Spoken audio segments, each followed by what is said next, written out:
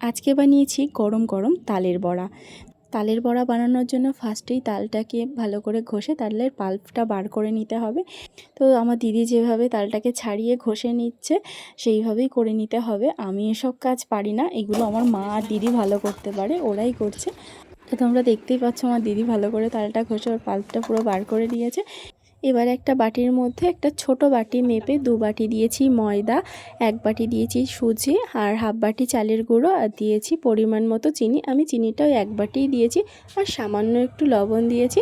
এবার দিয়ে দিচ্ছি তালের পাল্প আর হাত দিয়ে বেশ ভালো করে মেখে নিচ্ছি। ওই মেখে প্রায় 2 ঘন্টা মতো রেখে দিয়েছিলাম। এবার 2 ঘন্টা পর কড়াইতে তেল গরম করে নিয়ে হাতের আকারে বড়াগুলো ছেড়ে নিয়ে বেশ লালচে করে ভেজে তুলে নিলেই রেডি হয়ে যাবে গরম গরম মুচমুচে তালের বড়া।